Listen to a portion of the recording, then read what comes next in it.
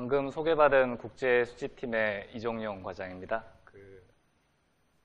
지금 주제는 오늘은 국제수지 통계 이해인데요. 국제수지라는 말이 여기저기서 아마 접하셨을 겁니다. 뉴스에서도 들리고 아니면 신문 기사에서도 종종 나오는데요. 그 국제수지가 뭔지 좀 설명을 드리고 그 안에 세부 항목들은 또 어떤지 얘기를 드리는 시간입니다. 그래서 큰 부담은 없고요. 전반적으로 여러분들이 뉴스랑 신문을 통해서 기사를 접하실 때 좀 더 정확하게 이해할 수 있게 좀 더 저 안에 상세 내용은 이런 거구나 라고 그런 이해하시는데 좀 도움이 되실 것 같고요. 아마 학부나 대학원에서 공부하실 때도 국제수지에 대해서 좀 알아두시면 대외거래 쪽이나 국제무역론, 특히 외환 쪽으로 도움이 되실 것 같습니다. 국제수지 이거 자체로도 중요한데요. 이거가 그 다음으로 외채라든지 외환보유액이라든지 국제투자대조표 이런 식으로 계속 이어지거든요, 내용이. 그 시작은 이제 국제수지입니다. 그래서 그 뒷부분에서 설명을 드릴 거고요, 각 개념에 대해서. 여러분들이 이제 외환 쪽이나 국제금융 쪽을 공부하실 때 또는 무역 쪽을 알아보실 때 좀 이쪽을 알아두시면은 이제 도움이 될 겁니다. 당장은 신문 읽을 때 좀 도움이 되면은 좋겠다라고 생각하고 있습니다. 그래서 시작을 하면요. 내용은 크게 이해와 국제수지 동향인데, 그래서 이해에 주로 초점을 맞추고 강의를 하도록 하겠습니다. 이건 최근 동향은 계속 상황이 바뀌고요. 아마 위에 이해 쪽에 개념 설명을 하면서 예시로 말씀을 드릴 것 같습니다. 그래서 이해인데요. 그러니까 이것만 잘 오늘은 건져도 성과가 있는 거죠. 국제수지에 대해서 좀 더 자세히 아는. 그래서 일단은 신문 기사인데요. 이게 8월 2일에 나온 기사입니다. 그래서 매달 초에 저희가 국제수지를 공표를 합니다. 이거 월별로 만드는 통계이기 때문에 매달 만들어서 월 초에 공표를 하는데, 이제 7월 거는 아니고 이 8월 2일에 공표하는 거는 6월에 대한 내용을 7월 중에 작업을 해서 8월 1일 또는 2일에 공표를 합니다. 그래서 한 2달 전 내용이 여기 들어가 있죠. 그래서 이때 기사는 수출이 낙폭이 커졌다. 그러니까 수출이 많이 줄어들고, 이 그림에서 보시면 여기 7월께 이건 이제 산업통상자원부에서 만드는 그 통관기준 수출입니다. 그래서 7월께 있죠. 이렇게 있고, 이제 경상수지는 5월달, 6월달 이렇게 크다. 그래서 이게 무슨 말이냐? 수출은 많이 줄었는데 경상수지는 많이 크다. 경상수지는 통상 알고 계신 것처럼 이제 수출에서 수입을 뺀 거죠. 수출에서 상품이나 서비스에 대해서 수출에서 수입을 빼서 실제 우리나라가 한 달 동안 벌어들인 외화가 얼마냐? 우리나라를 하나의 가게 같은 경제 주체로 보면 우리나라가 한 달 동안에 얼마를 벌었냐라는 게 경상수지인데요. 근데 약간 이상하죠. 수출은 줄었다. 6월 달도 감소폭이 마이너스고, 그러니까 감소했고, 5월도 감소했는데 5월, 6월 경상수지는 많이 크죠. 그래서 뭘까? 수출은 줄었는데 라고 할 때 이제 나오는 얘기가 불황형 흑자라는 말입니다. 이 불황형 흑자가 작년 하반기부터 국제수지 얘기하면 계속 나오는 말인데요. 그러니까 불황형 흑자에 대한 경제학에서 정립된 개념은 없습니다. 그냥 언론 쪽에서 처음에 나오기 시작했고 이제 이게 많이 쓰이는 단어인데요. 이 불황형 흑자란 말은 수출이 줄었는데 근데 수입은 더 많이 줄었다. 그래서 흑자긴 흑자인데 이게 불황형이다. 그러니까 좋은 거는 이런 거죠. 수출이 많이 늘고 수입도 좀 늘고 해서 수출입 차가 커져서 흑자가 생기면은 이제 경제 규모가 커지면서 좋은 건데 이건 흑자긴 흑자인데 수출이 줄었다. 수입이 더 많이 줄어서 생기는 흑자지. 그래서 이거를 불황형 흑자라고 얘기를 합니다. 흑자인데 마냥 좋게 평가할 수는 없다. 라는 거죠. 그러니까 뭐 가게를 예로 들면 소득이 줄었는데 월급이 줄었는데 그달 지출을 더 많이 줄였다. 소비를 더 많이 줄여서 뭐 흑자긴 흑자다. 그 달에 뭐 이런 뜻입니다. 그래서 이게 계속되면 좋지는 않은 거죠. 경제 규모가 계속 줄어드는 거고 해서 외환 자체는 이렇게 많이 들어오는데 이게 경제 성장 관점에서는 좋은 거라고 하기 어려워서 불황형 흑자라고 얘기를 하고 있습니다. 그리고 이 말도 있죠. 미국에서 통상압력 수위가 높아질 수 있다. 이 말은 미국에서 보호무역 얘기가 요즘에 나오죠. 뭐 대선 후보들도 얘기를 하고. 그래서 이 얘기는 우리나라가 수출을 많이 한단 말은 우리나라가 물건을 많이 판다는 거죠. 세계. 그러면은 우리나라가 흑자면 어느 나라는 이제 적자겠죠. 그 나라는 수출한 것보다 수입한 게 더 많으니까. 그래서 나라들은 다 수입보다 수출이 많기를 바라기 때문에 흑자를 바라는데요. 그러니까 우리나라는 흑자라서 좋은데 상대 국가들은 적자를 보는 나라들은 이제 좋지 않겠죠. 그래서 미국 같은 경우도 특히 수출보다 수입이 많기 때문에 여기에 대해서 이제 통상압력이 있을 수 있다. 보호무역을 해서 우리나라 수출품에 대해서 관세를 높게 매긴다거나 아니면 뭐 비관세 조치로 뭐 물량 규제를 한다거나 아니면 뭐 품질 검사를 까다롭게 한다거나 해서 우리나라 수출품이 미국으로 들어가기가 어렵게 뭐 그런 다양한 조치들이 있을 수 있습니다. 그래서 그런 통상압력이 높아질 가능성이 있다. 특히 환율에 대해서 얘기를 많이 하죠. 우리나라가 원화 가치를 너무 낮게 해서 인위적으로 우리나라가 그렇게 낮게 해서 미국에 대해 수출을 인위적으로 늘린 거다라고 미국에서 평가를 할 수 있죠. 뭐 분기마다 환율 보고서를 미국에서 만드는데요. 그런 내용도 있었습니다. 7월 달에도. 그래서 이런 환율 조작 국가에 대해서는 이제 또 제재 조치를 할 수도 있죠. 그러니까 뭐 이런 얘기를 하는 겁니다. 그러니까 국제수지 얘기하면 경상수지로 돈을 벌었냐 줄었냐가 얘기가 나오고 돈을 벌었는데 어떻게 벌었냐 수출을 많이 했냐 또는 하면은 이제 다른 나라와의 관계는 어떻게 되냐 이게 얘기가 많이 되는 겁니다. 그래서 지금 기사를 보여드리는 거는 우리가 앞으로 할 얘기가 이 기사에서 어떻게 해석을 할지 관점에서 한번 소개를 시켜드리는 거고요. 여러분이 강의를 듣고 돌아가셔서 내일은 특별한 기사가 없겠죠. 이제 다음 달 초에 11월 초, 12월 초 이렇게 매달 초에 뭐 경상수지, 국제수지 이런 기사들이 신문이나 뉴스에 나올 겁니다. 그때 이제 들으시면서 뭐 불황형 흑자라고 하는 건 이런 거였지. 뭐 요즘 수출 수입이 이렇지. 뭐 외환은 어떻고 뭐 이런 거를 생각하실 수 있으면 좋겠습니다. 이거는 9월 2일에 나온 기사인데요. 그러니까 한 달 뒤에는 상황이 어떻게 됐냐? 수출은 이렇고, 이거는 이제 산업통상부 나오는 이제 통관기준 수출 위주로 설명을 드린 겁니다. 이제 품목별로 얘기가 나오고, 뭐 한진해운이라든지 뭐 미금리 인상 이런 거에 대한 얘기가 나오죠. 그리고 가장 최근에 나온 거는 10월 5일 기사인데요. 10월 4일에 저희가 국제수지를 8월 달 거를 발표했습니다.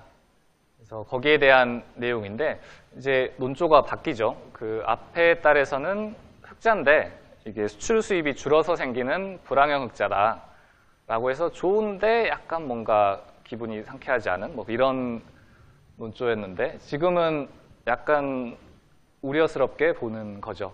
그래서 불황형이라도 흑자를 유지했는데 최근 2달 걸 보니까 6월에 비해서 7월, 8월에서 이 파란색이 경상수지인데요.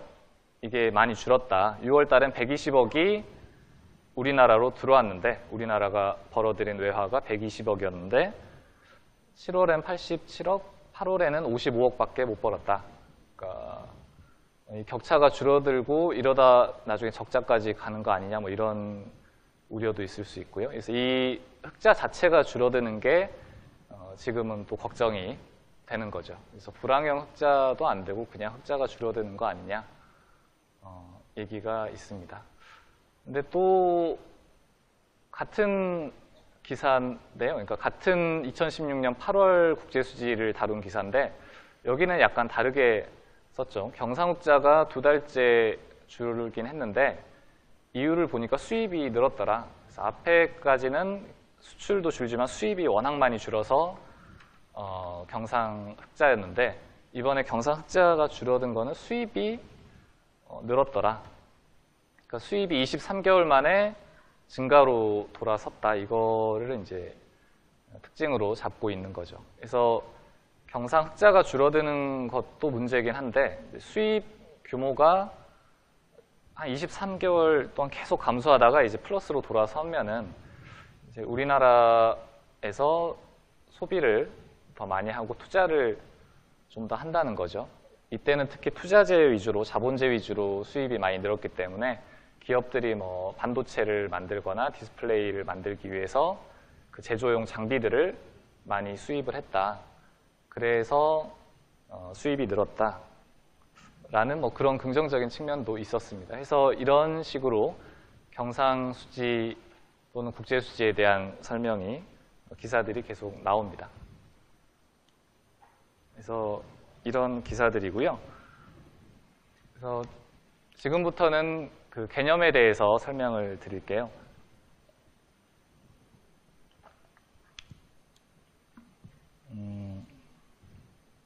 강의는 이제 2시부터 해서 2시 50분까지 하고 10분 쉬는 시간 갖고 또 30분 강의하고 질의응답 시간으로 구성이 돼 있는데요.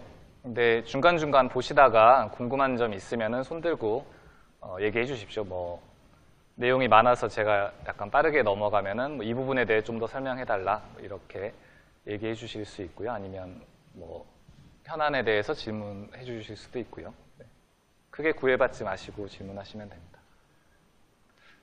그래서 국제수지 정의인데요. 이거는 IMF에서 만드는 국제수지 매뉴얼이 있습니다. 그 매뉴얼에 나오는 정의입니다. 그래서 모든 나라가 이 기준으로 만들어라.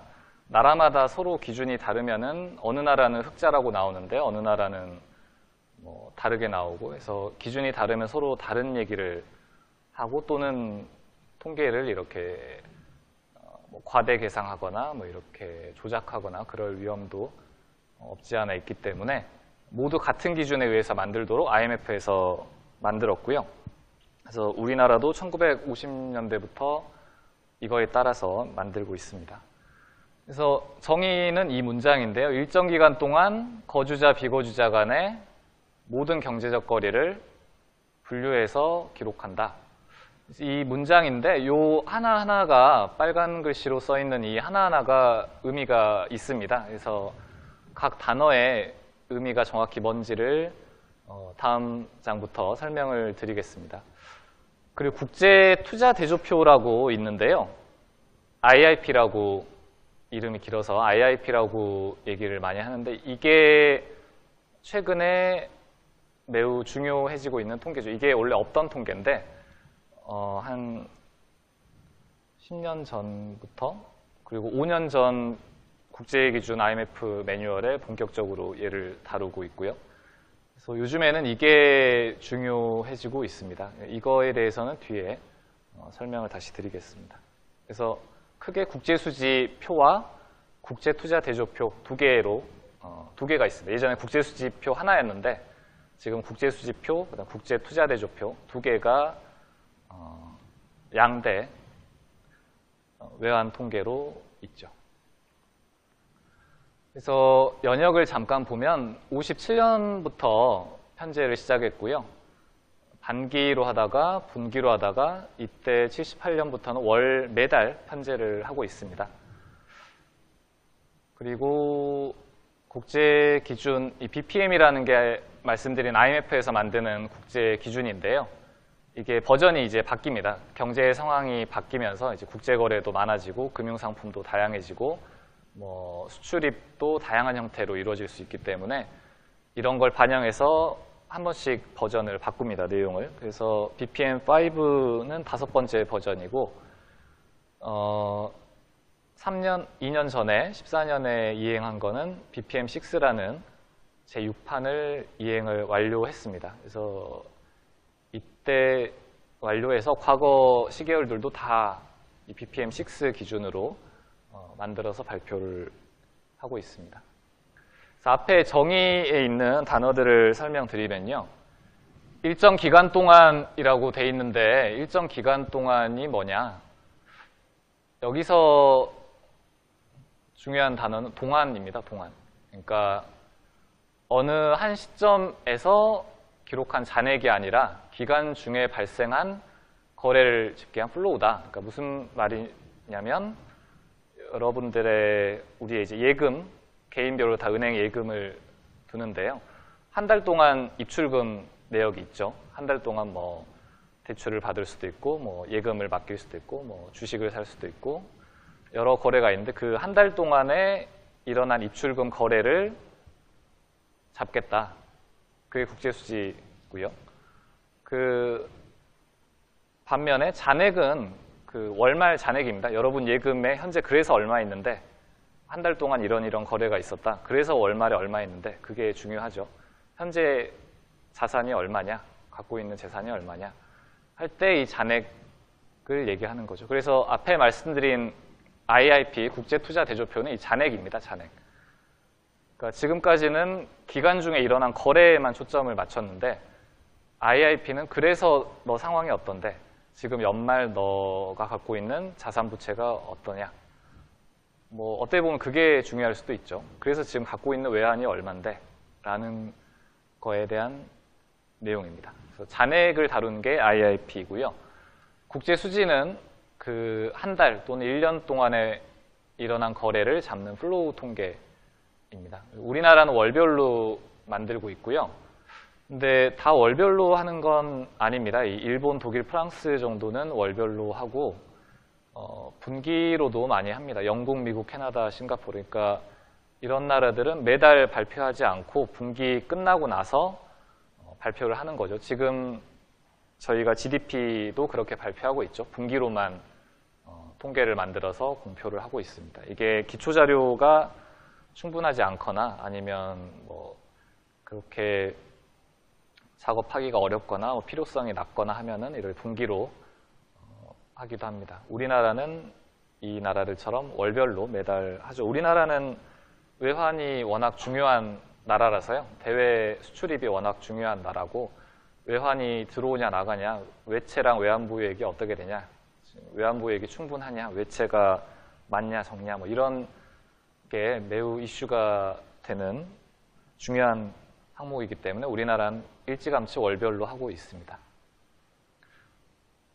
그 다음에 일정 기간 동안 거주자랑 비거주자 간의 거래라고 돼 있는데요. 그 거주자, 비거주자란 말이 좀 낯설죠. 잘 안 쓰는 일상생활에서 잘 안 쓰는 단어인데요. 보통은 뭐 내국인, 외국인 뭐 이렇게 얘기를 하죠. 그래서 거의 비슷합니다. 그러니까 거주자는 우리나라 안에서 있는 뭐 통상적인 우리 국민들이죠. 비거주자는 해외에 있는 우리나라에 거주하지 않는 사람들이다. 그래서 비거주자라고 부르는데 이 내국인, 외국인과의 차이점은 국적을 기준으로 구분하지는 않고요. 국적이랑 거의 비슷한데 약간씩 다릅니다. 그 사람의 경제 활동이 어디에 이익이 귀속되냐, 라는 걸 기준으로 나눕니다. 그래서 예를 들면 축구선수 기성용 선수는 우리나라 국적이지만 유럽에서 활동을 하기 때문에 거기서 경제적 활동을 한다는 말은 거기서 소득을 발생하고 거기서 소비도 거의 할 거고 그럴 거다. 그러면은 기성용 선수는 거주자가 아니라 비거주자로 분류가 됩니다. 그러니까 거기에서 돈을 벌고 거기에서 돈을 쓰고 경제적 이익이 그쪽으로 귀속이 될 거다.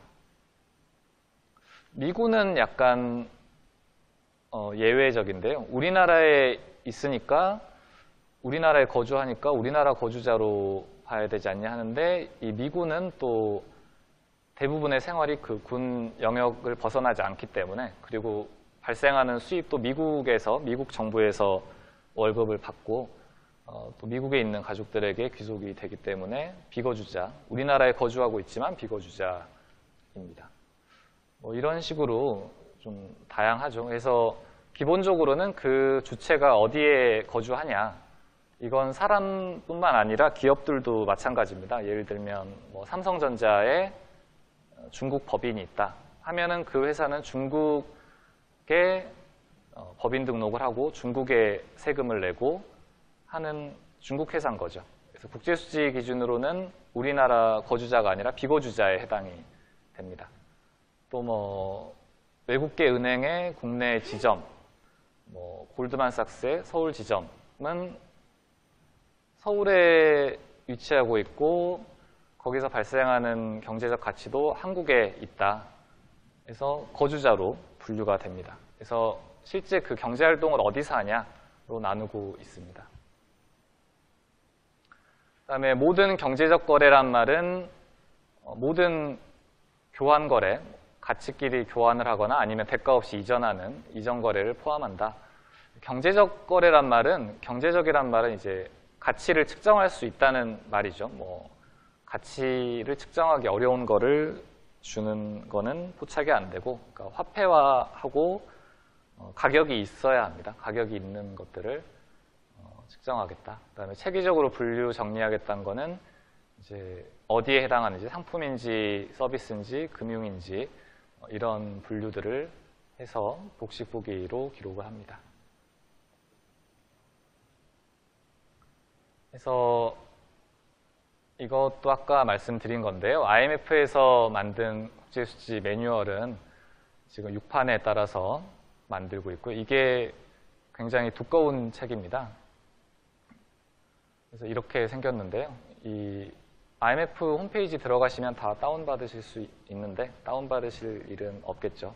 이게 한 300페이지가 넘는 책인데 이 안에 이제 어떤 분류를 써야 되고 어떻게 계산을 해야 되고 뭐 앞에 얘기한 거 거주자 비거주자 뭐 경제적 이익이 뭐냐 교환은 뭐냐 이전은 뭐냐 이런 내용들이 들어가 있는 매뉴얼입니다. 그래서 이거에 따라서 하고 있고요.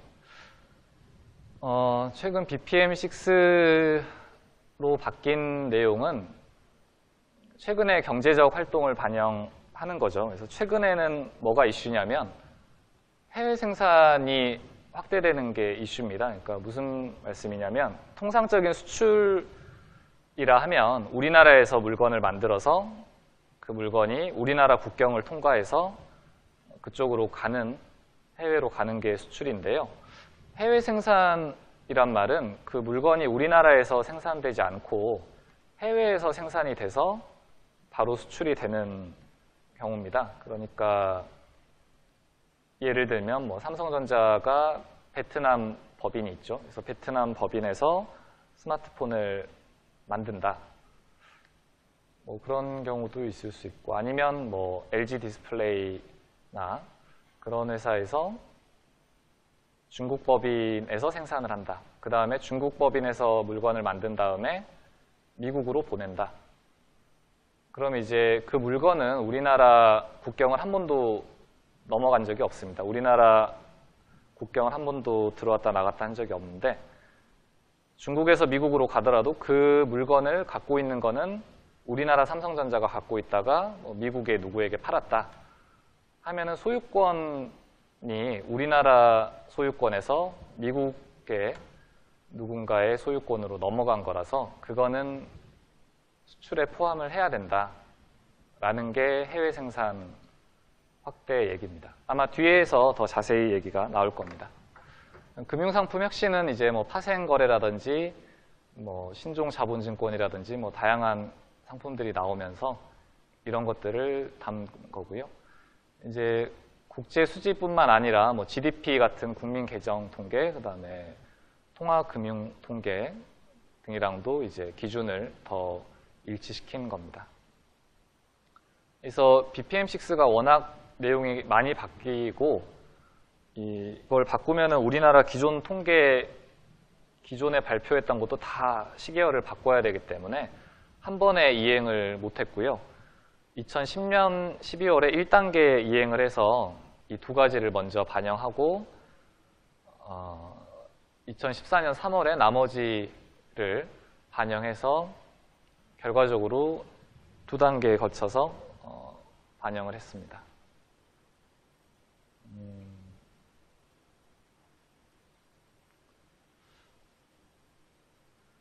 이 이행 내용은 이제 저희 보도자료나 이런 데 자세히 나와 있고요. 오늘은 이것보다는 좀 더 원리에 대해서 얘기를 드려야 될 것 같습니다. 그 뒷부분에 다시 해외 생산이라든지 이런 중요 이슈는 다시 다루겠습니다. 그래서 복식보기를 한다고 하는데, 그러니까 아마 경영학을 전공하신 분들이나 경제학 전공하신 분들은 아실 텐데, 차변과 대변의 양쪽에 똑같이 기록을 해야 되죠. 회계 원리상. 그래서 상품을 수출하면은 물건은 나갔으면 상대 계정은 이제 현금이 들어와야겠죠. 물건을 보냈으면 돈을 받고 뭐 그런 겁니다. 서비스를 제공했으면 서비스로 인해서 현금을 받아야겠죠. 또 뭐 금융자산을 샀으면 주식이나 채권 같은 해외에 있는 금융자산을 샀다면 자산은 내 소유가 되고 그만큼 현금은 돈은 나가겠죠. 그런 식으로 상대 계정이 항상 있어서 양쪽이 같아야 한다라는 복식보기고요. 그래서 실제로 이론상 예를 들면 이렇습니다. 국제수지 현재에서 자동차를 500만 달러를 수출하고 대금을 현금으로 받았다 하면 대변에는 상품 수출이 5가 들어가고요. 차변에는 그 자동차가 나간 거에 대한 대가로 현금이 들어오니까 현금이 차변에 들어오고요. 또 거주자가 해외여행을 가서 100만 달러를 썼다. 뭐 현지 숙박비나 뭐 물건을 사거나 뭐 식사를 하거나 하면은 서비스로 인해서 돈이 나간 거죠. 돈이 나가서 대변에 현금이 들어오고요. 차변에 서비스를 이만큼 제공을 받았다. 그래서 양쪽이 항상 일치하게 됩니다. 차변, 대변이. 그리고 모든 거래는 거래 당사자 간에 합의된 실제 시장 가격으로 평가한다. 이렇게 해야 서로 맞겠죠. 우리나라가 미국하고 거래한 수출 가격이 있을 텐데 미국에선 다른 가격으로 수입을 포착하면 양쪽이 서로 맞지가 않지 않겠습니까? 그래서 실제 거래된 시장 가격이 얼마냐 그걸 써라 라는 겁니다. 이게 금융 쪽에서는 여러 가격이 있죠. 뭐 예를 들어 채권 같은 경우도 액면가가 있고 그게 액면가가 100이지만 실제 시장에서는 지금 95에 거래된다 하면은 95가 기록해야 될 가격이란 거죠. 액면가가 아니라. 그리고 발생주의 원칙이라는 건 경제적 가치가 변화할 때 그때 시점으로 해야 된다. 그러니까 시점에 대한 얘기인데요. 경제적 가치가 발생하는 시점이랑 실제 돈이 지급되는 시점이 다를 수가 있습니다. 예를 들면 자동차를 수입하는데 이번 달에 수입을 하지만 결제는 다음 달에 할 수가 있죠. 그러면 이번 달에 그거를 잡아야 되냐, 돈이 나가는 다음 달에 잡아야 되냐 할 때 발생주의로 해라 라는 거는 실제 자동차가 소유권이 넘어간 이번 달에 포착을 해야 된다. 돈은 그 다음 달에 나가더라도. 이런 시점에 대한 얘기가 발생주의입니다. 반대 개념은 현금주의가 되겠죠. 그래서 경제적 가치를 잡을 거냐, 현금을 잡을 거냐, 이 얘기입니다.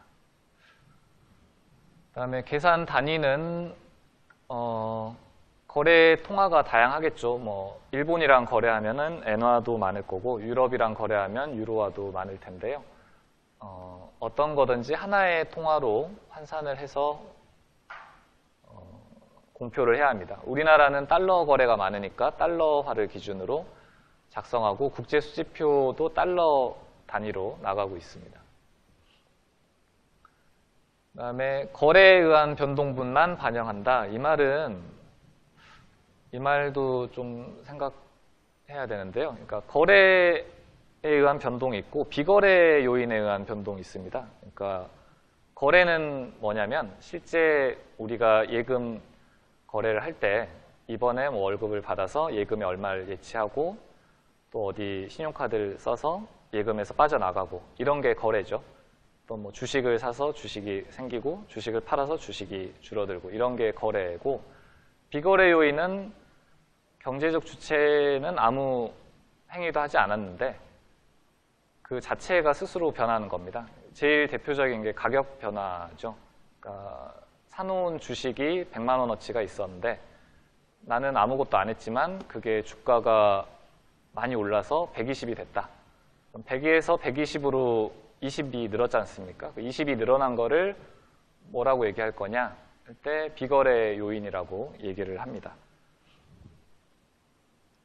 그런데 이제 국제수지는 그런 비거래 요인은 포착하지 못하고 거래에 의한 변동만 포착을 합니다. 이 비거래 요인까지 포착하면 이제 잔액 통계가 되겠죠. 거래 요인과 스스로의 가격 변동, 또 환율 변동, 또는 다른 이유들에 의해서 잔액이 변화하는 것까지 잡으면 이제 국제투자대조표의 잔액 통계가 됩니다. 그리고 경상수지랑 자본수지는 총액이고 금융계정은 순액이다라는 건 이제 수출입 같은 거는 경상수지에 해당이 되고 이것들은 다 총액을 잡습니다. 그러니까 나갈 때 잡고 수출이 100만큼 일어나면 100을 잡고 또 수입이 80만큼 일어나면 80을 잡고 이렇게 가고요. 금융계정 자산부채는 순액으로 한다는 거는 이런 거죠. 제가 뭐 미국에 주식을 샀다 하면은 이번 달 초에는 주식을 100 샀다가 월 중순에 아닌 것 같아 해서 50을 팝니다. 그렇다 월말에 보니까 다시 괜찮을 것 같다 해서 다시 뭐 30을 샀다. 그러면 100 됐다가 50 됐다, 80 됐다 이렇게 바뀌는데요. 그 100, 50, 80 해서 그래서 그 달 중에 어떻게 된 건데 하면은 결국에 80을 산 거죠, 제가. 그 전달에 비하면 그 월초, 월중, 월말 동안 뭐 그런 이런 사고팔고를 했지만 결국에 그 월중에 전체적으로는 어떻게 되냐? 80만큼 산 거죠. 그래서 그 순액만 80만 기록을 하라. 라는 게 금융계정은 순액으로 기록하라입니다. 그러니까 수출입 같은 상품은 이렇게 샀다 팔았다 매입 매도가 계속 일어나지 않는데 금융 같은 경우는 그 월중에서 계속 사고팔고가 일어나기 때문에 얘를 총액으로 기록하는 게 의미가 없습니다. 과대 계상만 되기 때문에 실제 그래서 그 달 중에 네팅하면 얼마냐 하는 게 순액으로 기록한다라는 의미입니다.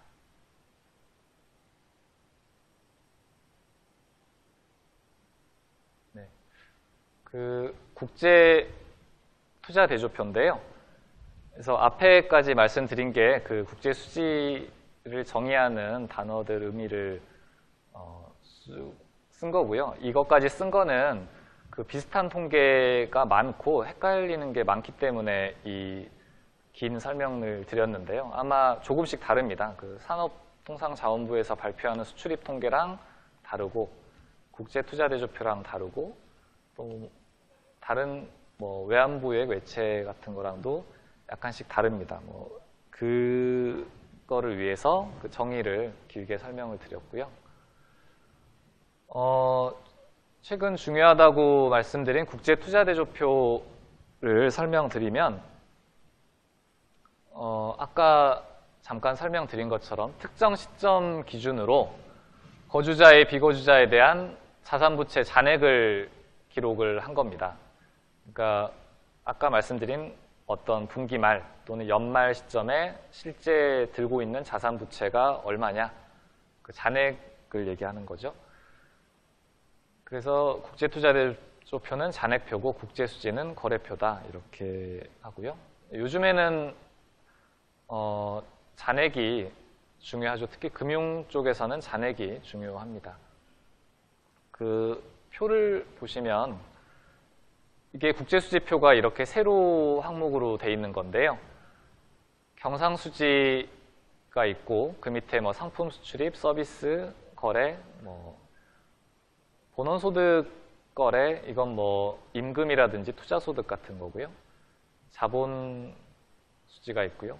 그 밑에 이제 금융계정 이렇게 크게 세 파트로 구성이 됩니다. 국제수지는 이 긴 이 세로를 만드는 거고요. IIP 국제투자대조표는 이 금융계정의 거래 요인뿐만 아니라 비거래 요인까지 반영해서 실제 잔액을 산출하는 게 국제투자대조표입니다. IIP는 분기마다 발표가 됩니다. 월별로는 만들지 못하고 분기마다 분기 말 기준으로 만듭니다. 이 비거래 요인을 측정하는 게 쉽지가 않기 때문에 그 실제 잔액을 측정하는 거는 쉽지가 않습니다. 실제 그 들고 있는 주체들한테 서베이를 하고 물어봐야 나오는 거죠. 근데 오히려 거래 쪽은 이제 실제 자금이 외화가 어떻게 유출입됐냐 그거를 가지고 많이 포착을 할 수가 있습니다. 그래서 잔액이 중요한 거는 최근에 글로벌 금융위기가 2008년, 9년에 있었잖아요. 그래서 그 2008년, 9년에 그리고 그 이후에 유럽 재정위기 2011년에 심했던 또는 2011년 8월에 미국 신용등급 강등 뭐 이런 글로벌 금융 이벤트들이 쭉 있습니다. 근데 예전에는 실제 외환이 들어오고 나가고 거래를 봤는데 기간 중에 근데 보니까 금융 이벤트들이 뭔가 터지면 그러면 어떻게 되냐를 궁금해하는 거죠. 그러니까 예를 들면 유럽 재정위기가 나서 뭐 포르투갈, 이탈리아 국채가 다 가치가 없어졌다 만약에 라고 하면 우리나라는 어떻게 되냐? 그러면 우리나라가 거기 들고 있는 그 나라 국채를 들고 있는 게 얼만데? 라는 거를 알아야 되죠. 또는 뭐 어느 나라에서 외환위기가 와서 더 이상 우리나라 거를 수출을 못한다. 그럼 우리나라가 그 나라 이건 이제 좀 다른 얘기죠. 실물 쪽이니까 또 다른 얘기고요. 뭐 그 나라가 우리나라에 대한 주식을 얼마 투자하고 있다. 뭐 예를 들면 미국에서 우리나라 주식을 얼마 투자하고 있는데 그 미국에서 뭐 신용등급 강등이나 그 안에 이벤트로 자금이 유출될 것 같다. 그쪽 투자자들이 우리나라에 투자한 자금을 가져갈 것 같다. 그러면 그쪽에서 우리나라에 투자한 잔액이 얼만데? 라는 걸 알아야 미래를 알 수가 있겠죠. 그러니까 시나리오 분석을 하고 앞으로 어떻게 될 건데를 알려면 잔액을 알아야 되는 거죠. 그래서 거래도 중요한데 잔액이 오히려 실제 앞으로 다른 나라들에서 일이 일어날 때 서로 연관관계를 파악할 수가 있다. 뭐 그런 생각으로 IMF에서도 이제 잔액 통계를 강조하기 시작합니다. 그래서 IIP가 아직은 많이 알려지지 않았고요. 아마 점점 중요해질 것 같습니다. 국제수지 표인데요. 앞에 봤던 표입니다.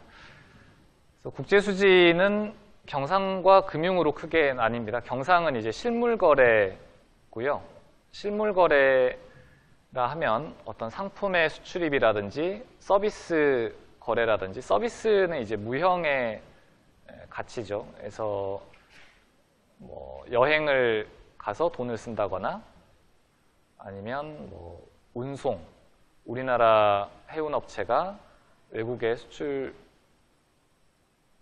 물량 이동할 때 운송하는 서비스, 그런 것들은 이제 상품 수출입에 잡히지 않는 것들이죠. 또는 우리나라 건설사가 해외에 나가서 건설을 공사를 해서 돈을 받아온다. 그런 것도 다 서비스에 해당이 됩니다. 이제 본원소득은 우리나라 거주자가 외국에서 받는 투자소득이나 임금을 얘기하는데요. 예를 들면 중국인 노동자, 또 그런 노동자들이 우리나라 와서 취업을 잠깐 해서 3개월 동안 잠깐 해서 돈을 벌었다. 그럼 그거는 이제 노동 제공에 대한 대가이기 때문에 상품 서비스 양쪽 다 해당 안 되고 본원소득에 들어가고요. 우리나라도 해외 채권을 사서 거기에 대한 이자가 주기적으로 들어온다. 그 이자 소득도 여기 본원소득에 포함이 됩니다. 그 다음에 이전 소득은 거의 대가 없이 그냥 주는 겁니다. 국제기구 원조라든지 해외 누군가에게 이렇게 증여를 한다거나 이런 아무 대가 없이 주는 거를 이전 소득이라고 하죠. 그래서 이쪽 실물 쪽이 경상이고, 그럼 나머지 다른 항목들도 있죠. 금융계정은 이제 이런 건데요. 주식 투자나 채권 투자. 그러니까 채권 투자에서 그 투자해서 받는 거는 아까 본원소득이라고 말씀드렸죠. 그러니까 그건 제 투자에 대한 제가 자본 투입을 해서 얻는 대가입니다. 또는 노동을 제공해서 얻는 대가, 이런 건 본원소득이고, 채권을 사는 행위 자체는 증권 투자에 해당이 되는 거죠. 그리고 주식을 사는 것도 증권 투자. 또는 해외 누군가에게 대출을 해준다. 우리나라 은행이 홍콩의 어느 은행에 대출을 해준다. 그러면 이제 대출에 들어가서 기타 투자에 해당이 되고요. 직접 투자는 우리나라 기업이 해외에 자회사를 만든다. 또는 외국 기업이 우리나라 회사를 M&A를 통해서 인수합병했다. 그러면 이제 직접 투자가 되는 겁니다. 그래서 실제 경영권에 참여하는 목적으로 그 회사 지분을 취득하는 걸 직접 투자라 하고요. 실제 경영권에 참여하지 않는 주식 투자, 이런 건 이제 증권 투자에 포함이 됩니다. 그래서 기준이 애매하죠. 그럼 뭐가 직접이고 뭐가 증권이냐라고 하면 딱히 사실 기준이 정해져 있지는 않은데요. IMF에서 정했습니다. 그래서 그냥 10%로 해라. 왜 10%냐? 9%는 안 되냐? 애매한데 10%, 10% 룰을 해서 모든 나라가 다 그렇게 적용하기로 했습니다. 그래서 제가 여러분이 어떤 미국 회사, 어떤 A라는 회사를 주식을 산다.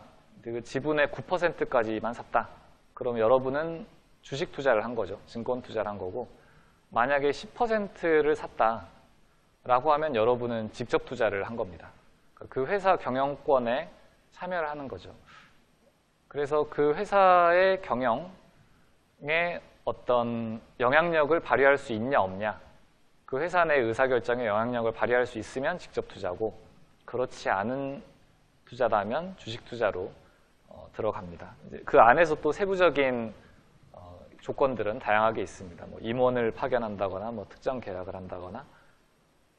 그래서 이런 식으로 그 국제수지표 안에서 크게 실물과 금융으로 나누고, 그 안에서 또 상품, 서비스, 증권, 예금, 대출, 파생, 직접 투자, 이런 식으로 분류가 계속 세부적으로 나눠서 들어갑니다. 이제 서비스나 상품도 다시 이제 건설, 운송, 여행 이렇게 다 나눠서 들어가고요. 그래서 이거의 항목을 거의 모든 경제적 거래를 다 체계적으로 분류해서 포괄하는, 실물이랑 금융을 다 같이 담고 있는 게 국제수지입니다.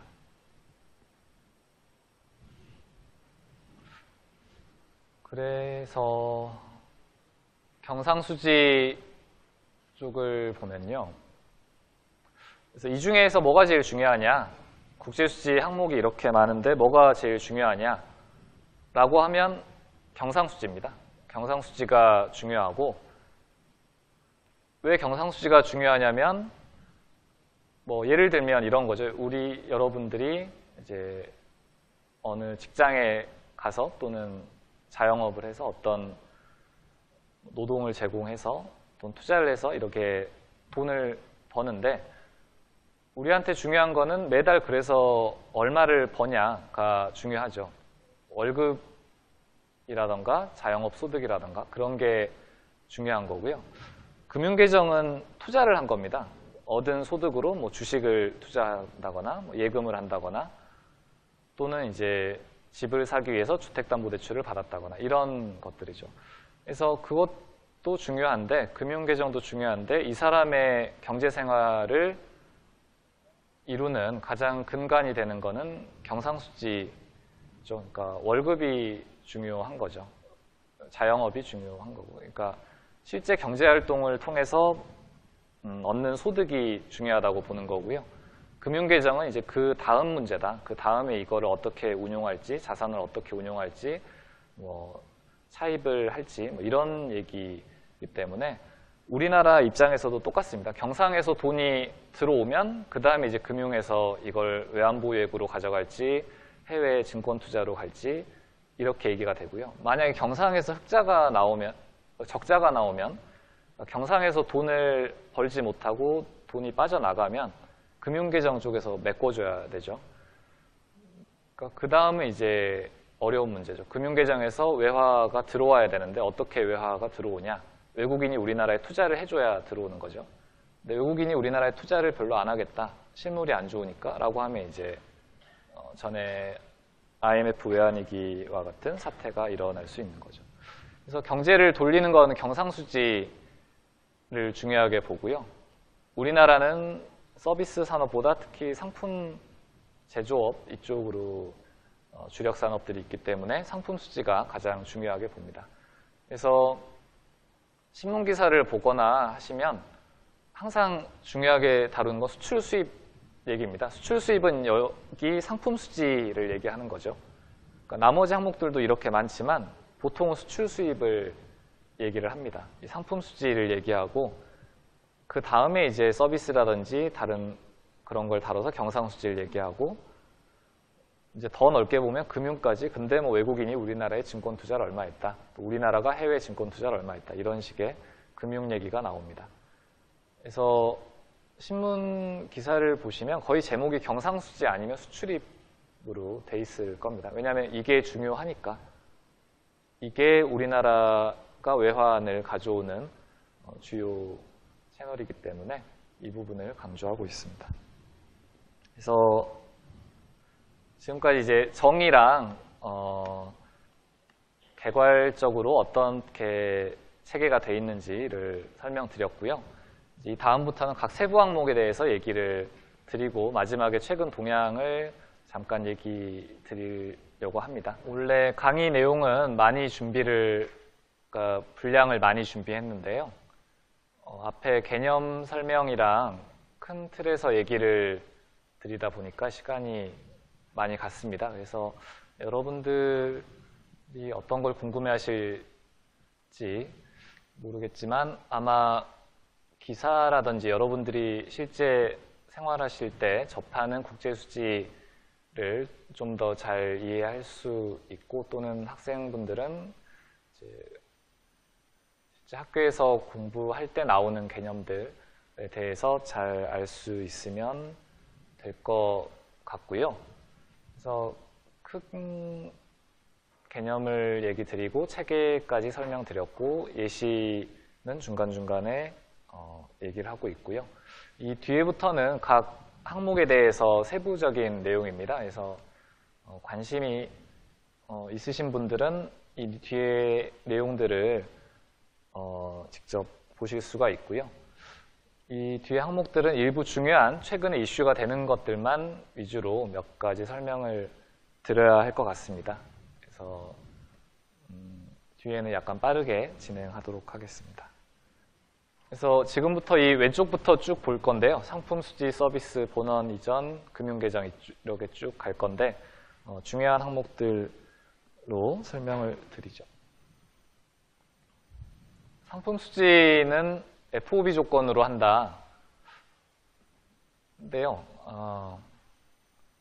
중요한 건데 별로 일반적인 건 아닙니다만 그러니까 간단히 설명드리면 이게 수출 국가고요. 우리나라에서 수출을 하는 거고요. 관세선이란 말은 항구겠죠. 항구에서 우리나라 관세청의 관세를 통과해서 신고하고 여기가 이제 바다입니다. 그 배를 타고 화물이 가겠죠. 가서 그 수입국, 예를 들면 미국의 관세선을 이제 통과하겠죠. 그 나라 항구에 도착해서 그 다음부터 이제 또 진행이 될 겁니다. 그래서 어디서 가격을 잡을 거냐? 그러니까 무슨 말씀이냐면 처음 물건 가격은 따로 있을 거고요. 3,000 이렇게. 얘를 한국까지 옮기는데 비용이 들죠. 이런 정도의 비용이 듭니다. 그 다음에 바다로 옮기는데 운임이 또 들고 또 나라 간의 이제 화물 운송이기 때문에 보험을 듭니다. 배가 가다가 가라앉거나 할 경우에 대비해서 해적이 나타나거나 그래서 보험료도 있고 또 그 나라 도착해서도 항구에서 또 거기 수입업자한테까지 또 배송비랑 행정 절차 들어가는 비용이 있겠죠. 그래서 어느 가격을 잡을 거냐? 원래 원가는 3,000이고 이익 300에서 3,300으로 우리나라에서는 아마 팔릴 물건인데 뭐 그 다음에 또 마케팅 비용 하면 더 올라가겠지만 그래서 어느 선에서 잡을 거냐 할 때 기준이 이거라는 겁니다. 그러니까 우리나라가 통계를 잡을 때는 우리나라 수출은 이 선에서 통과하는 금액을 잡아라. 이 다음에 바다를 이동하고 그 나라 안에서 이동하고 이런 비용들, 뭐 운임료랑 보험료랑 뭐 행정 절차 비용이 있을 텐데 이런 것들은 포함하지 않고 요때 나가는 이 가격을 잡겠다. 수입은 어떡하냐? 수입도 오면은 이 가격 여기서 잡겠다는 겁니다. 그러니까 우리나라 국경에서 잡겠다. 그러니까 현지에서 보낼 때는 가격이 따로 있겠죠. 근데 거기에 뭐 운임 비용 포함하면은 좀 더 가격이 올라가겠죠. 그래서 현지에서는 뭐 100에 팔리는 물건인데 우리나라 들어오면 120, 뭐 110이 됐다. 운임료 포함해서 그럼 여기 110을 잡겠다. 그 다음에 또 우리나라 또 소매상한테 가고 고객한테 갈 때는 더 올라가겠지만 요 선을 잡겠다 하는 게 FOB입니다. 그래서 어려운 개념 같지만 그냥 요 가격을 잡겠다 기준을 제시한 거고요. 왜냐하면 나라들이 다 같은 기준을 적용해야 서로 비교가 되기 때문에 뭔가 하나로 기준은 정해야 돼서 요 선을 하겠다. 그 다음에 해외 생산 내용인데요. 그 해외 생산은 크게 가공무역이랑 중개무역 두 가지입니다. 그래서 이게 최근 우리나라뿐만 아니라 다른 나라에서도 이슈인데요. 그러니까 글로벌 밸류체인이라고도 하고, 그러니까 요즘엔 나라들이 자국 내에서 생산하지 않고 뭐 임금이 싼 동남아 또는 이런 중진국, 후진국, 신흥국 이런 쪽에 가서 현지에서 공장을 만들고 생산하는, 그리고 물건을 거기서 만들어서 바로 수입자에게 보내버리는 이런 해외 생산이 확대되면서 이거를 어떻게 잡을 거냐가 문제인 거죠. 이거는 국경을 통과하지 않기 때문에, 우리나라 관세선을 통과하지 않기 때문에 포착하기도 어렵고, 그거를 어떻게 잡을 거냐, 이게 이슈인데요. 이런 겁니다. 가공무역은 보통 우리나라는 뭐 우리나라에 어떤 기업이 있다면 이 기업이 중국에 이 우리나라 기업의 자회사일 수도 있고 중국 현지에서 만들어진 법인일 수도 있고 상관없습니다. 어떤 회사든 어차피 비거주자이기 때문에. 근데 이제 물건을 보내죠. 원재료라고 하는데요. 그러니까 완성되지 않은 물건을 보냅니다. 일부만 만들어서 보낸 거죠. 그러니까 핵심 기술, 반도체 같은 핵심 기술 쪽만 만들어서 보내고 나머지는 거기서 해라. 케이스 씌우고 수작업하고 포장하고 이런 것들은 중국에서 간단한 일이니까 하면 이제 여기서 완성품이 만들어지는 거죠. 중국에서. 그러면 중국에서 완성품이 만들어지는데 이 나가는 원재료는 소유권이 한국 기업에게 있는 겁니다. 그러니까 반도체 같은 물건 어느 정도 반제품을 만들어서 보내면 그 물건은 여전히 한국 기업 건데 중국에는 가공만 맡기는 거죠. 여기에 케이스 씌우고 조립해주고 포장해줘라. 이 물건의 소유권은 여전히 한국 기업이기 때문에 이때 나가는 물건은 수출로 잡지 않습니다. 그러니까 통관을 거쳐서 나가는 거지만, 관세선을 거쳐서 나가는 거지만 국제수지에서는 소유권 변경이 없다. 여전히 한국에서 갖고 있는 물건이다. 한국이 소유권을 가지고 있다.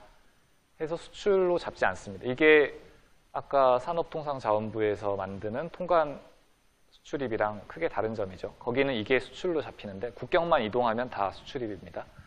여기는 국제수지는 소유권 기준이라서 간 거를 수출로 잡지 않고 간 다음에 여기서 뭐 미국이나 뭐 중국 내에서 팔 수도 있고요. 뭐 미국이나 다른 나라로 다시 갈 수도 있고요. 이때는 이제 판매가 되기 때문에 소유권이 넘어간 거죠.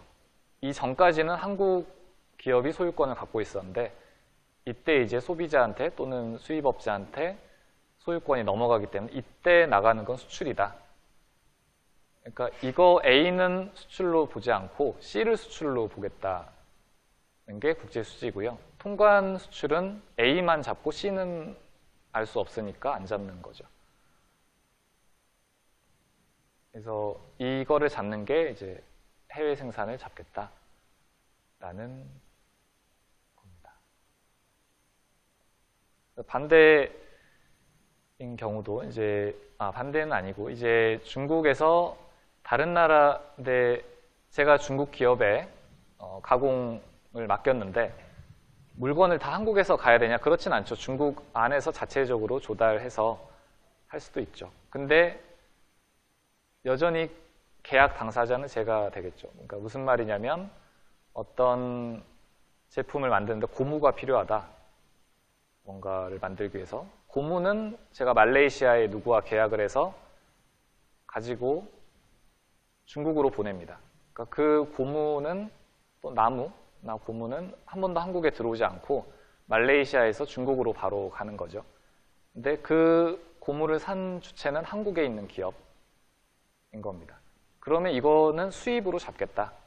그 물건은 한국으로 안 들어왔지만 한국의 주체가 소유권을 가져온 거기 때문에 그 물건의 위치가 중요하지 않다. 소유권을 한국이 갖고 있냐 아니냐가 중요하지 물건의 위치는 중요하지 않다가 국제수지의 가공무역 잡는 겁니다.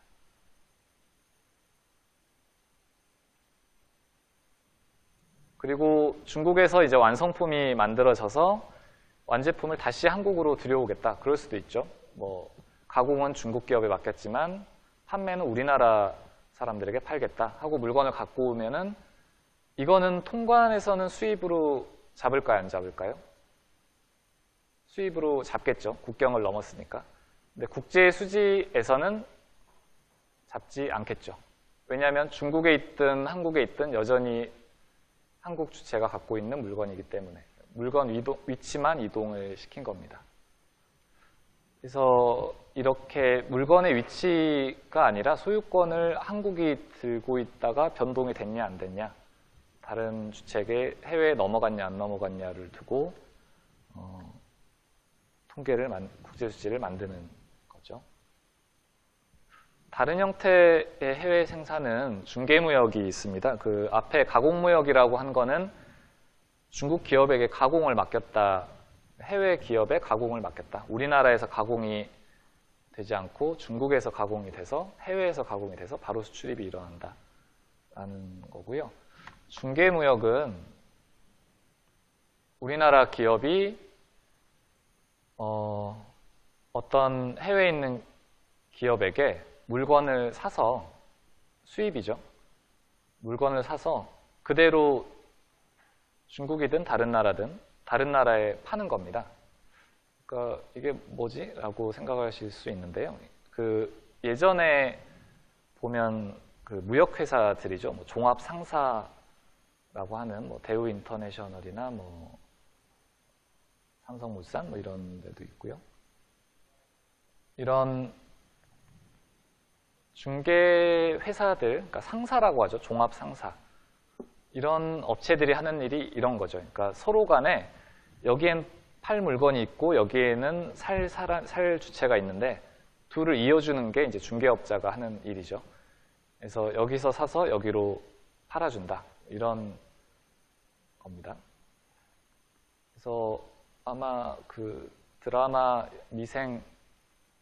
미생에서 나오는 것도 이런 형태죠. 거긴 이제 우리나라 안에서 물건을 구했는데 뭐 중고 자동차가 우리나라에 있는 거를 공급업자를 찾아가지고 그 사람에게 사서 어느 나라였죠? 중동의 어느 나라에게 판매하는 그 일을 한 거죠. 그런 식으로 중개 일을 하는 겁니다.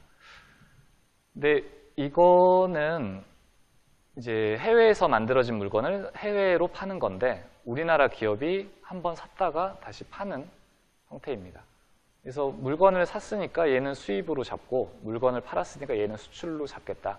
물건은 한 번도 우리나라를 들어온 적이 없지만 해외에서 해외로 가지만 소유권이 한 번 얻었다가 소유권이 빠졌다. 그래서 수출입으로 각각 되면 실제로는 그 순 수출 금액이 있겠죠.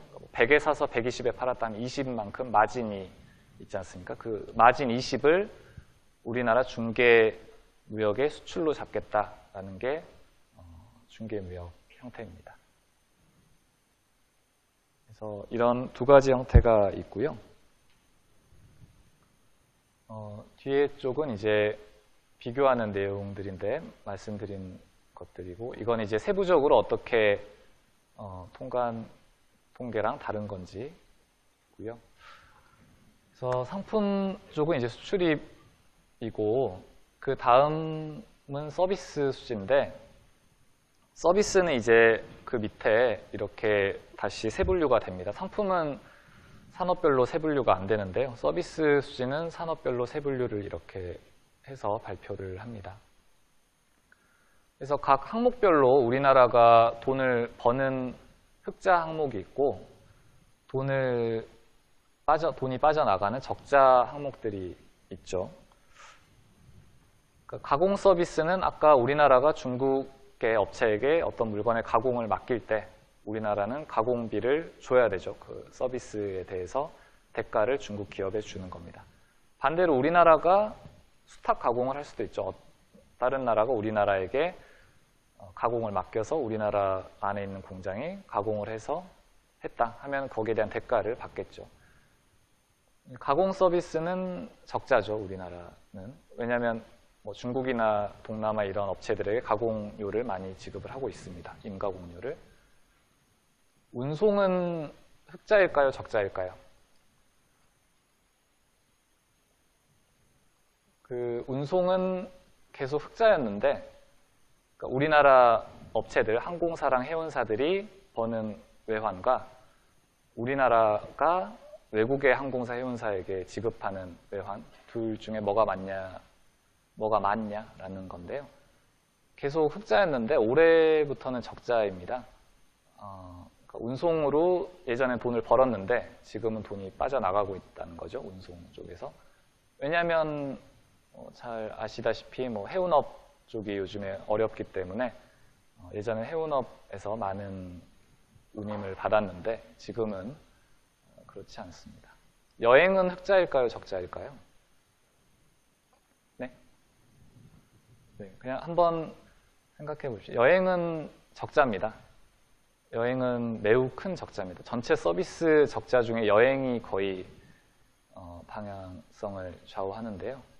여행이 시간이 갈수록 적자입니다. 예전에 비해서 우리나라 그러니까 국민들이 해외 여행을 많이 간다는 거죠. 외국에서 우리나라로 많이 들어오지만 들어와서 외국인이 우리나라에 들어와서 쓰는 돈보다 우리나라 사람들이 해외 나가서 쓰는 돈이 더 많다. 그런 거죠. 그래서 이게 여행은 대표적인 적자 항목입니다. 예전에 흑자인 적도 예전에 있었지만 요즘엔 계속 적자고 적자폭도 커지고 있습니다. 이번 특히 여름 같은 때 이제 방학이나 휴가철에 많이 나가기 때문에 여름 7월, 8월 달에 여행 적자가 커지죠. 그래서 이번 8월 달에 여행 지급이 역대 최대치로 나왔죠. 건설은 흑자일까요, 적자일까요? 건설은 흑자입니다. 그러니까 우리나라 건설업체가 해외에 나가서 어떤 공사를 하고 받는 돈이 많은 거죠. 외국 회사가 우리나라에 들어와서 건설을 해서 가져가는 돈보다. 그래서 말씀드렸다시피 운송이랑 건설은 적어도 작년까지는 흑자였고 이 밑에부터는 다 거의 적자입니다. 우리나라는 서비스 쪽에서 돈을 잘 국제적으로는 대외적으로는 잘 못 벌고 있습니다. 지식재산권 사용료는 흑자인 경우도 있고 적자인 경우도 있는데요. 이건 이제 R&D 또는 특허권 또는 저작권, 뭐 영상 출판 이런 저작권까지 다 포함하는 개념인데 예전엔 적자였는데 요즘에는 약간 흑자인 적도 있었고요. 그래도 요즘도 적자를 왔다 갔다 하고요. 뭐 통신 컴퓨터도 가끔 흑자인 경우가 있습니다. 뭐 게임이라든지 소프트웨어 쪽에서 어떤 큰 건이 발생하면. 근데 나머지는 다 적자입니다. 거의 적자고 운송도 지금은 적자니까 건설만 이제 흑자로 남은 거죠. 근데 이제 상황이 계속 바뀌기 때문에 어찌 될지는 이 서비스 수지 금액 자체가 이렇게 크지 않아서 약간 작은 변화 이렇게 흑자 적자를 바뀔 수가 있습니다. 그래서 각 서비스 거래에 대한 정의들이고요. 본원소득은 아까 말씀드린 것처럼 이제 노동을 제공해서 얻는 임금 또는 자본을 제공해서 얻는 투자소득을 얘기합니다. 투자 수익은 직접 투자에 따라서 발생하는 건데요. 이것도 이제 BPM6 이행하면서 나타난 건데 약간 세부적인 내용이라서 이것도 나중에 중요해질 것 같긴 한데 지금은 넘어가도록 하겠습니다. 이전 소득은 대가 없이 주는 거다 하는 거고요. 자본 수지는 거의 금액이 없습니다. 예전에는 금융계정까지 포함해서 자본 수지라고 불렀는데요. 지금은 자본 수지가 거의 금액이 없습니다. 대부분 금융계정으로 바뀌었습니다. 그래서 금융계정은 직접 투자, 증권 투자, 파생, 기타, 준비자산 등인데요. 그 준비자산이라는 게 흔히 얘기하는 외환보유액을 얘기합니다. 이게 외환보유액과 같은 의미로 같은 거다라고 생각하시면 되고요. 이거는 말씀을 드려야 되는데 이게 예전에 교수님들이나 학계에 계신 분이나 예전 전문가분들도 약간 헷갈려 하시는 건데요. 최근에 바뀌어서 그렇습니다. 전에는 금융 쪽도 현금이, 그러니까 돈이 들어오면은 플러스, 돈이 나가면 마이너스 이렇게 부호를 표시했거든요. 그러니까 우리나라로 돈이 들어오면 플러스, 경상이랑 똑같죠. 경상수지도 상품 수출을 많이 해서 돈이 들어오면 플러스, 수입이 많아서 돈이 빠져나갔다 하면 마이너스였는데 이게 올해 2월부터 바뀌었습니다. 2016년 2월 1일에 보도자료 나가면서 부호가 바뀌었습니다. 이게 BPM6 내용 중에서 마지막까지 이행을 안 하고 있던 건데요. 제일 마지막에 이번 2월 달에 이행을 한 거죠. 그러니까 기존엔 자금 유출입에 따라서 표시했는데 지금은 자산과 부채의 크기가 늘어났느냐 줄었느냐로 표시를 합니다. 그래서 부호가 반대로 바뀝니다. 그래서 무슨 말씀이냐면 우리나라 거주자가 해외 주식을 샀다 하면은 예전 같으면 돈이 나간 거죠. 우리나라가 해외 주식을 사니까. 돈이 나갔으니까 마이너스로 표시를 했는데요. 100만큼 샀다면 마이너스 100 이렇게 표시를 했는데 지금은 우리나라 거주자가 해외 주식이라는 자산이 갖고 있는 자산이 늘어났다. 그래서 플러스 100이다 라고 표시를 하는 겁니다. 그러니까 부호가 반대로 바뀌는 거죠.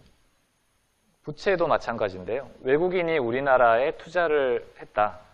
외국인이 우리나라의 채권이나 주식을 사서 돈이 들어왔다 하면 돈이 늘어났으니까 플러스인데 부채는 똑같습니다. 그거는 외국인 입장에서 그 자산이 늘어난 거고 우리나라 입장에서는 부채가 늘어난 거죠. 그래서 부채는 플러스로 똑같습니다. 근데 자산만 부호가 반대로 바뀌었습니다. 그래서 이 부분은 어렵지 않은 내용인데 이제 플러스 마이너스 부호에 대한 얘기이기 때문에 많이 헷갈려 하시는 내용입니다. 최근에 바뀌어서 아직 충분히 알려지지 않은 것도 있고요. 그래서 예전 생각으로 보시면 뭔가 방향이 반대인 것 같은데 하면서 이상하게 생각드실 수도 있습니다. 그래서 금융계정은 직접 투자가 있고 증권 투자, 파생, 기타 안에 이제 대출, 예금 등등이 있죠. 그 직접 투자는 아까 말씀드린 것처럼 10% 이상 지분을 가지고 있으면 직접 투자고요.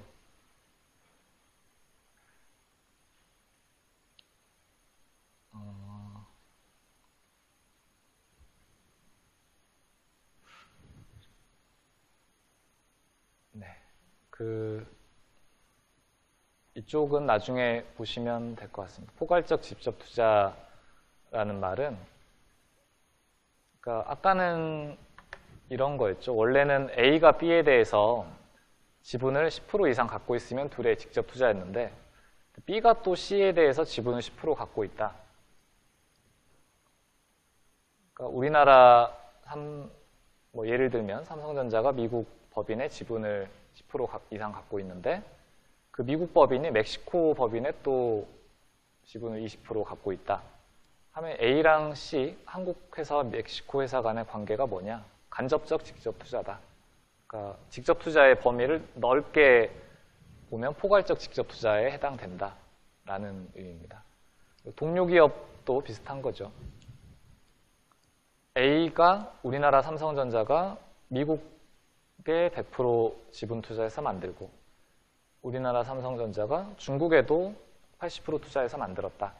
근데 B랑 C 간에는 아무 관계가 없고, 지분 관계는 없고, 자금만 5억 달러 빌려줬다. 잠깐 일시적으로. B랑 C는 무슨 관계냐? 아무 지분 투자 관계가 없지만 같은 모기업의 지배를 받기 때문에 B와 C 역시 동료 기업이라서 포괄적 직접 투자에 들어간다. 이런 내용입니다. 이 내용도 이제 BPM6 이행하면서 추가된 거고요. 증권 투자는 일반적으로 얘기하는 주식이랑 채권을 얘기하고, 파생은 옵션이랑 선물한 같은 거래를 얘기합니다. 나머지들은 다 기타 투자에 들어갑니다. 현금, 예금, 무역신용, 대출 차입 다 들어가고요. 준비자산이 중요하죠. 외환보유액인데 우리나라 입장에서는 과거 외환위기를 한번 겪었기 때문에 그때는 외채는 많았는데 단기 외채, 그러니까 당장 외국에 갚아야 할 돈은 많은데 외환보유액이 없었죠. 그러면 어떻게 되냐? 뭐 다른 나라들처럼 뭐 모라토리움을 선언하거나 뭐 디폴트가 되거나, 그걸 막기 위해서 마지막에 이제 IMF에게 구제금융을 받았죠. 외환을 차입을 한 겁니다. IMF에. 그러니까 당장 외환이 없으면 수입을 못 하겠죠. 그러면 석유 수입을 못 하고 하면 이제 밖에 자동차가 안 다니겠죠. 뭐 그런 식으로 외환이 없으면은 당장 경제가 많이 안 돌아갈 겁니다. 그때 뭐 식량도 부족해서 식량을 수입해야 되는데 외환이 없어서 못 하는 거 아니냐, 뭐 이런 걱정도 있었는데요. 그래서 이런 식의 외환 부족이 굉장히 큰 걱정이었죠. 지금은 이제 그렇지 않습니다만. 오차민 누락은 이제 경상과 금융 간의 차이입니다. 실제 통계를 만들다 보면 경상과 금융의 금액이 같아야 되는데 같지 않게 나오거든요. 이 차이로 오차민 누락이라는 항목을 별도로 있습니다. 오차민 누락이. 어느 나라나 오차민 누락이라는 항목이 금액이 꽤 있습니다. 우리나라는 작은 편이고요, 이게. 네. 그래서 실제 통계를 검색하실 때는 저희 에코스 들어가서 8번 국제수지 쪽에 들어가서 보시면 이렇게 쭉 거래들이 나눠서 나오고 있습니다. 최근 동향인데요. 이 경상수지인데, 경상수지 파란 선인데 최근에 엄청나게 많이 늘었죠. 그래서 작년에는 처음으로 1,000억 달러를 넘어갔고, 그러니까 1년에 1,000억 달러가 경상수지로 들어오는 겁니다. 수입보다 수출이 많아서. 상품 수지가 하늘색인데요. 상품 수지가 대부분이죠. 서비스는 이겁니다. 계속 마이너스인 서비스. 우리나라는 거의 적자, 서비스는 적자라고 말씀드렸죠. 근데 상품에 비해서는 금액이 작아서 다행이고요. 다른 본원소득인 이전 소득은 거의 없고요. 본원소득도 약간씩 있습니다. 그래서 최근 몇 년간은 경상수지가 매우 크게 늘어난 거죠. 이게 이제 유가 하락의 영향이 큰데요. 유가 하락으로 수입이 많이 줄어서 수출입 차인 상품 수지가 많이 늘어났습니다. 서비스 수지는 아까 말씀드린 것처럼 거의 마이너스고 건설이랑 운송만 작년까지는 플러스였죠. 15년에. 네, 운송이 이제 16년에 마이너스로 바뀌고요. 건설은 여전히 플러스인데 약간 줄어드는 것 같죠. 나머지는 거의 마이너스입니다. 본원소득 같은 경우는 이제 투자소득이 플러스이고요. 투자소득이란 말은 우리나라가 해외에 이제 투자한 것, 직접 투자 형태로 투자하거나 주식채권을 투자하거나 하면서 받는 배당 같은 게 있을 텐데요. 직접 투자 배당이 요즘에 커서 플러스로 나오고 있습니다.